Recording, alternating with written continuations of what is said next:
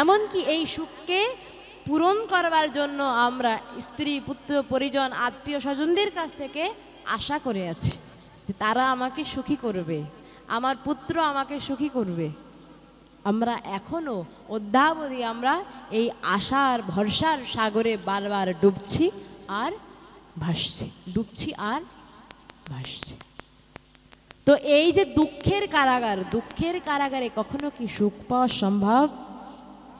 যদি কোনো পিঞ্জরাবদ্ধ পাখিকে জিজ্ঞাসা করা হয় যে ওহে পাখি তুমি কি ভালো আছো, সেই পিঞ্জরাবদ্ধ সেই পাখিকে যদি অনেক সুন্দর খাবারও দেওয়া হয়, সে কি বলবে আমি ভালো আছি?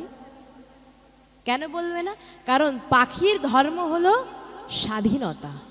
স্বাধীনতা মানে কি? স্ব প্লাস অধীনতা, অর্থাৎ নিজের প্রতি নিজেই সে অধীন, সে আর কারোর প্রতি অধীন হয়ে থাকতে চায় না, সে স্বতন্ত্র জীব। তো সেই স্বাধীন পাখিকে যদি পিঞ্জরাবদ্ধভাবে আটকে ধরে যদি বলা হয় পাখি তুমি ভালো আছো, সে কি বলবে ভালো আছি? কিন্তু আমরা সেই ভগবানের সেই নিত্য শ্রী গোবিন্দের দাসানুদাস ছিলাম, সেইখান থেকে আমরা চ্যুত হয়ে এই সংসার রূপ পিঞ্জরের মধ্যে বদ্ধ হয়ে আমরা তাও বলছি আমরা ভালো আছি। উত্তরটা কি আমরা সঠিক দিতে পারছি? কেন পারছি না? কারণ আমাদের এখনো সেই বোধোদয় হয়নি, আমাদের এখনো সেই আত্ম উন্মোচন, সেই দিব্য চেতনার উদয় এখনো আমাদের হয়নি। এজন্য আমরা এখনো ঠিকঠাক উত্তর দিতে পারছি না। তো আমাদের এই যে বোধোদয় হচ্ছে না, কেন হচ্ছে না? বললেন দম্ভ অভিমানিতা, অর্থাৎ প্রথমেই বললেন যে আমাদের দম্ভ এবং অভিমানের কারণে আমরা এই ভুল ভ্রান্তি, এই অবিদ্যা মোহগ্রস্ততার মধ্য থেকে আমরা বের হয়ে আসতে পারছি না। প্রথম কারণ বললেন দম্ভ এবং দ্বিতীয় বললেন অভিমান। তো এই দম্ভ এবং অভিমান কিরূপ? এতক্ষণ আমরা যেই পুষ্করণীর জলটিকে মুষ্টিবদ্ধ করে রাখতে পারলাম না, সেই জলটিকেই আমরা অনেকক্ষণ ধরে নিজের কাছে রাখতে পারবো, নিজের হাতেই রাখতে পারবো। কিভাবে?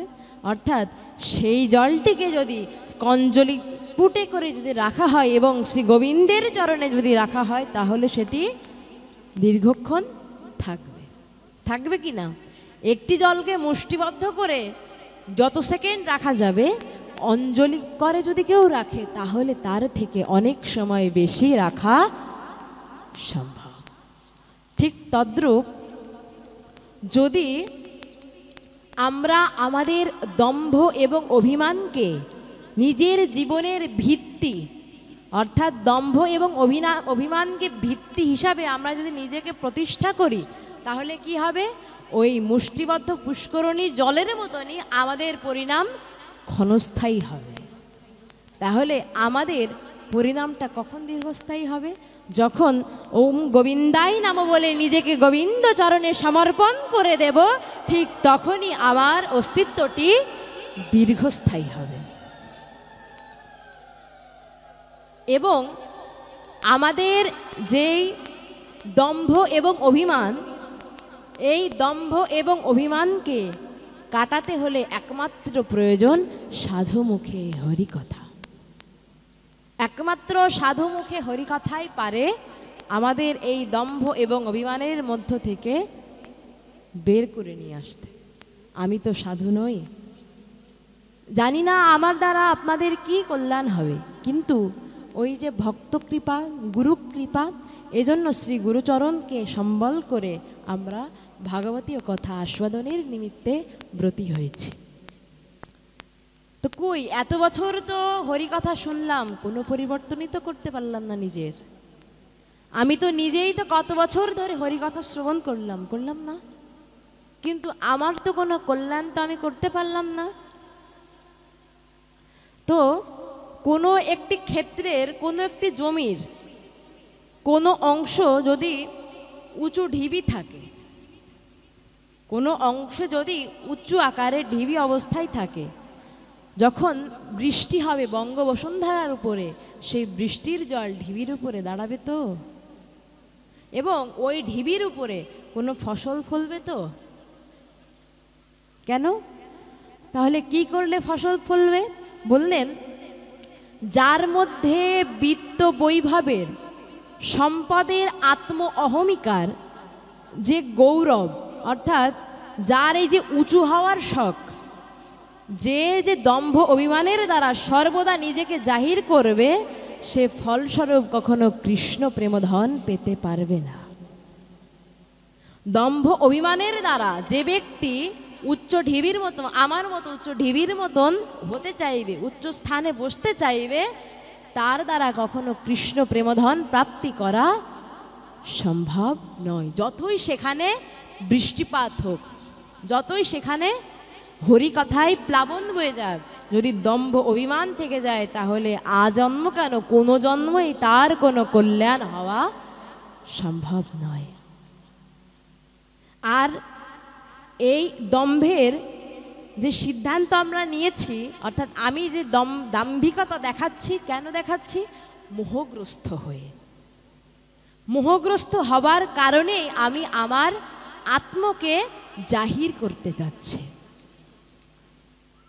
তাহলে আমার এই দম্ভ এবং অভিমান কিভাবে কাটবে? বললেন, যদি কোনো একদিন কোনো একজন ভজনসিদ্ধ, সাধনসিদ্ধ, অনুভববেদ্য মহাজনের চরণ পরশে, চরণ রেণুর দ্বারা নিজের এই দেহকে, তার সেই ভজনের সেই দিব্যজ্যোতি দ্বারা নিজের দেহকে আলোকিত করতে পারি, সেই দিনই আমার দম্ভ এবং অভিমান দূরীভূত হয়ে গোবিন্দ চরণকে আমি একমাত্র সম্বল বলে আশ্রয় করতে পারব। তাছাড়া আর সম্ভব নয়। তো আমাদের মনে দাম্ভিকতা কেন আসবে? শাস্ত্র বললেন, আমাদের মধ্যে দাম্ভিকতা আসবার কোনো কারণ নেই। কারণ এই বিশ্ব চরাচরের মধ্যে ঘুম থেকে জাগরিত হওয়ার পর মুহূর্ত থেকে যে কয়েকটি বস্তু আমি ব্যবহার করেছি, কোনোটিই কি আমার তৈরি করা? কোনোটিই কি আমি তৈরি করেছি? ঘুম থেকে উঠে আমি যে দন্ত ধাবন করেছি, তো যেই কাষ্ঠটি, যে নিম কাষ্ঠটি বা যে টুথব্রাশ বা যে পেস্টটি যেটিই ব্যবহার করি না কেন, কোনোটিই কি আমি তৈরি করেছি? বা তার পরবর্তী মুহূর্তে যে কয়েকটি ব্যবহার্য বা যে কয়েকটি বস্তু আমি আমার দৈনন্দিন জীবনে প্রতিনিয়ত কাজে লাগাচ্ছি, কোনোটি কি আমার তৈরি? তাহলে এখানে আমিত্ব বা দাম্ভিকতার কোনো কারণ আসে কি? কোনো কারণই আসে না। বললেন, দম্ভ এবং এই যে অভিমান কোথায় দূর হবে? দম্ভ অভিমানিতা মহৎ গৃহেন অসাদ গ্রহণ। অর্থাৎ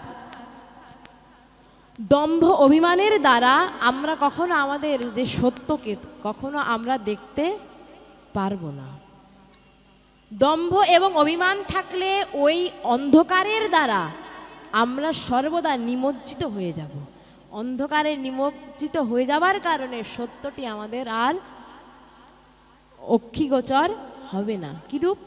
ধরুন, একটি অন্ধকারে যদি কোনো সহজ সরল ব্যক্তি হাঁটে এবং তার সামনে যদি একটি রজ্জু আঁকা বাঁকাভাবে পড়ে থাকে অন্ধকারের মধ্যে, ওই রজ্জুকে সে সর্পভাবে ভাবতে পারে, যে একটি সর্প মনে হয় শুয়ে আছে এখানে, কিন্তু